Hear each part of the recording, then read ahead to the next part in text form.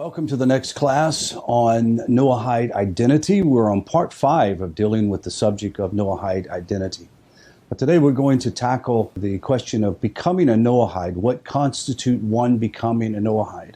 I hope up to this point I'm being descriptive enough and explaining the situation well enough for you to understand clearly what is a postmodern Noahide. As we've known, these terms can sometimes get convoluted at best by people who have not really studied the scholarship. Now, by no means am I touting myself as a scholar on this subject. However, I am standing on the shoulders of some many great rabbis that have went before us to study out and to make sure that the Torah law on the non-Jew is very clear. The question is how does a non-Jew accept the Sinai aspect of the Noahide laws? There is one further question that for our purposes is very important. Now, when I mention paragraph 10, paragraph 11, I'm going back to previous classes in which we're talking about specific tractate that was dealing with the Noahide or the non-Jew. It is very important that in paragraph 11, in continuation of paragraph 10, or is 11 independent of paragraph 10? Now, let's go back and look at what paragraph 10 states again. And so too, it was commanded to Moshe by the Almighty to force the peoples of the world to accept the commandments charged to the children of Noah. All who do not accept them shall be executed. One who accepts them is called a ger toshav.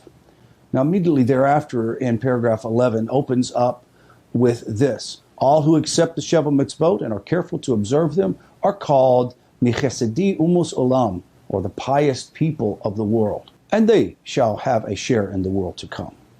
Now, let me just answer this real quick. Some have asked, if you're not Jewish, you're probably going to wonder, what is the world to come? The world to come is the time period after the Messianic era in which we inherit this higher level of existence, returning back to the Garden of Eden. We will resume having bodies like Adam and Eve. That's as much as I can explain to you at this point, and many struggle to understand that. Now let's go on.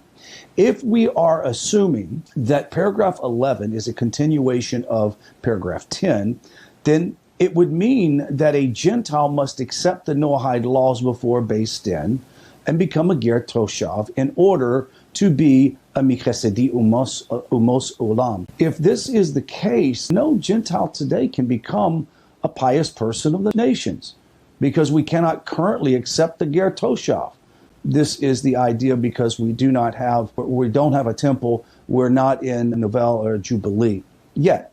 If paragraph 11 is independent of paragraph 10, then a Gentile can become a michesedi umos olam even by private acceptance of the Noahide laws. That is, providing that this acceptance is based on the Sinai revelation. In such a case, acceptance of the Noahide laws is independent of the laws of the ger toshav. This reading would therefore allow for a Noahide identity independent of a ger toshav. Let's examine possible answers. For the modern Noahide, resolution of this question is vitally important. There are a number of approaches, and we're going to examine them right now. Rabbi Bezalel Zoti and Rabbi Yosef Kahneman, their view is the most radical and is based upon a super literal reading of paragraph 10 and 11. The crux of their approach is that a ger toshav is a religious status somewhere between that of a Jew and a non-Jew. Accordingly, they interpreted acceptance of the Noahide laws before a Beis Din as a conversion to a new religion, a ger toshav. The new religious identity includes the right to live in Israel, to be supported by the Jewish community, and become michesedi umos olam, or pious person of the world. According to this view, the various parts of the ger toshav identity do not exist independent of each other, nor do they exist absent of this conversion. This approach sees that paragraph 11 as a continuation of paragraph 10. However, They admit that their opinion is only theoretical because we cannot accept Ger Toshav in our times. So modern Noahides are then left with only one option, and to be lesser category of one who fulfills the commandments voluntarily. Of the wise of the nations, we must reject this interpretation for two reasons. Here we go. The majority of scholars interpret Ger Toshav as a legal construct, not as a religious identity. Number two, this approach is contrary to the practical halakha and halak reliance upon the Ravad and Kesef Mishnah's understanding of Maimonides' discussion in section 1, above, what we were just last talking about. Rabbi Yitzhak Ze'ev Soloveitchik, the Brisker Rav, and Raphael HaKohen Suskin, they adopt a very literal reading of Maimonides. Yet, unlike Rabbi Zolti and Kahneman, they treat Ger Toshav as purely legal status and not as a conversion. This legal status, however, is one indivisible whole. Acceptance of the Noahide laws before Beis Din is needed for residency support. And remember, the Ger Toshav is about residency support and nothing else. This is a legal construct or concept, and every other facet of the Ger Toshav. Therefore, Rabbi Soloveitchik and Susskind view paragraph 11 as the continuance of paragraph 10. They also require acceptance of the Noahide laws before Beis Din in order to become Chasidi Umos Olam. However, Rabbis Soloveitchik and Susskind agree that this is not possible in our times because we do not today accept Ger Toshav. As with the opinion of Rabbi Zolti and Kahneman, we must also reject that if of Rabbis Soloveitchik and Susskind, their literalist reading of the Maimonides also precludes relying upon the opinions of Rafkid and Kesef Mishnah to explain the residency of a non-Jew in a modern-day Israel. Rabbi Meir Simcha HaKohen of Divin, Rabbi Meir Simcha agrees with Rabbi Soloveitchik with Ger Toshav is not a conversion to a new religious identity, but purely legal construct. Like the Ravad and Kesef Mishnah, the Rabbi Meir Simcha maintains that the various facets of Ger Toshav may exist independent of each other. However, Rabbi Simcha does not address our specific question. Is acceptance of the Noahide laws before a Beis Din needed to become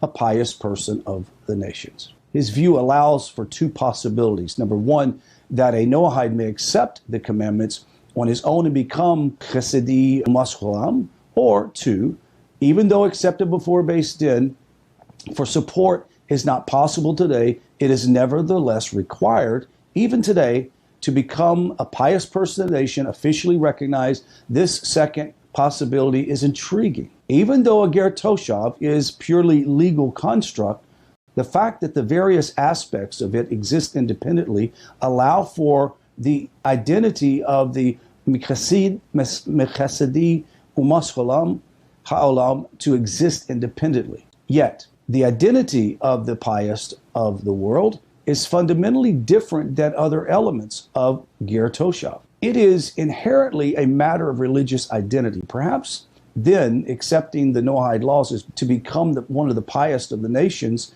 is a type of religious conversion independent of other aspects of the Ger Toshav. This certainly makes a sense considering the acceptance of the Noahide laws is essentially the acceptance of a new Sinaitic covenant. When a Gentile wishes to convert to Judaism, the most important requirement is his acceptance before Beis Din of the Sinai covenant and the acceptance of the 613 commandments. May we then infer that the acceptance of the Sinai aspect of Noahide laws by Gentiles should also be required acceptance before Beis Din. Because remember, when we talked about before, after Moshe, there became the requirement of the nations to identify and recognize the laws came from God through Moshe. Although I find the logic behind this possibility intensely appealing, it doesn't hold up to scrutiny, and there are many debates still continuing to this day about this very subject. A non-Jew's acceptance of the 7 mitzvahs is fundamentally different from conversion to Judaism. Conversion to Judaism requires the acceptance of new commandments to which the prospective convert has no obligation. However, the acceptance of the Noahide laws involves the acceptance of laws which were the material of a prior covenant. In fact, non-Jews receive reward for fulfillment of the Noahide laws, even without having accepted them as per the Sinai reaffirmation. Therefore, if a Noahide wishes to accept the Sinai Noahide covenant, it is not accepting a completely new body of law, only modifying his conventional obligation. What does this mean? Prior to Sinai, it was about accepting what was conventionally obligated from Adam through Abraham, through Shem and Abraham. Now, in this case, it is having to do with the fact that the Sinai laws were codified, the Noahide laws. Once again, also a non-Jew who accepts the Noahide laws due to the Sinai covenant remains a non-Jew. The only practical change is the nature of his reward. Let me explain. When a non-Jew becomes a Jew, however, the conversion confers an entirely new legal, metaphysical, and spiritual identity. Lastly, the requirements of a Beis Din for the sake of Jewish conversion is derived from Numbers 15:16. One mishpat, or one judgment, shall for you and convert. The word mishpat indicates a comparison between conversion and legal proceeding. Just as mishpat, judgment, requires a Beis Din, so too does conversion to Judaism. This derivation is only made with regard to full conversion and nothing else. Now, Rabbi Tenenbaum is one of the scholars who contributed to the above discussion interpretation of Maimonides, paragraph 11, and Bava Kama 38a. His statement is one of the most eloquent and prompts an interesting question. Why would the acceptance of the Sinai reaffirmation of the Noahide laws be predicated on becoming a Ger Toshav? If Noahides accept this Sinai reaffirmation, then trying acceptance to Ger Toshav makes it impossible for them to accept it unless they may accept Ger Toshav. And there is no apparent reason for the two to be related. It must be, therefore, that paragraph 11 discusses Noahides in general, independent of Ger Toshav. Since Noahide identity is independent of Ger Toshav, there is no reason to assume that one must accept the Noahide laws before Beis Din. Now, let's talk about Rabbi Moshe Weiner in the Sefer Sheva Mitzvot Hashem. Rabbi Weiner, after surveying the various readings of Maimonides, concludes that personal acceptance of the Noahide laws is sufficient to become Michasedi Umos Olam, or pious of the nation. In his conclusion, he offers a proof from Maimonides. It comes from Hilachot Melachim. If a ben Noah who is converted and circumcised and immersed in a mikveh desires to revert back to his previous status as a Ger Toshav, we may not listen to him. He remains a Jew in every way or must be executed. And if he was a minor under the age of 12 or 13 and immersed by a Beis Din for the sake of conversion, he may renounce his conversion when he attains the majority age of 12, 13 and assumes the status of a Ger Toshav. The law is that a minor may not convert to Judaism on his own because, as a minor, he cannot make such a commitment. Rather, the Beis Din oversees his conversion as a minor, but allows him to choose his identity upon adulthood. If he chooses to renounce his Judaism at this time, he may do so. Now, Rabbi Weiner draws the attention to the fact that a child automatically assumes the status of a Ger Toshav upon renouncing his conversion. Rabbi Weiner continues and notes that this does not make sense, for we do not currently accept a Ger Toshav. Obviously, the answer is Maimonides is only speaking of a time when the acceptance of a Ger Toshav. However, when Rabbi Weiner writes, this cannot be so. In every instance in which Maimonides invokes the Ger Toshav, he is careful to note that it does not apply in our times.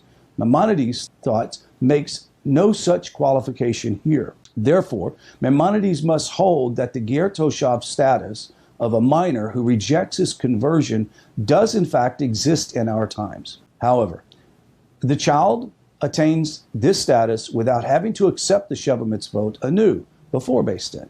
Rabbi Weiner concludes that one who accepts the Noahide laws without acceptance before Beis Din attains some partial identity as a ger toshav, even in our times, and is thus michesedi umos olam. Let's look at Maimonides. Maimonides' own words states to the above, and will add Maimonides' own words penned in response to a question as to the merit non-Jews receive. As for this question about the Gentile nations, you should know that God desires the heart and that matters flows from the heart's intentions. Therefore, our rabbis and sages of truth, peace be upon them, have said the pious of the Gentile nations have a share in the world to come. This is if they have achieved that which is proper to achieve of the knowledge of the Creator. Then without doubt, anyone who has improved his soul with correct virtues, wisdom, and faith in the Creator, blessed be He, is certainly among those destined for the world to come. However, nowhere here does Maimonides require acceptance of the Noahide laws before Beis Din in order to merit eternal reward. In fact, Maimonides mentions no such requirement in any of his writings. To the contrary, Maimonides states explicitly in this letter that the merit of the world to come, the identity of Michasedi, Humos Olam is dependent on the heart, upon personal acceptance of the Noahide laws as per the Sinai reaffirmation. There's not a single source anywhere in all the Torah literature which mandates acceptance of the Noahide laws before Beis Din in order to become a pious person of the nation. That is, in this day. This idea is a possibility merely implied by how one reads the juxtaposed ideas of Maimonides' two paragraphs.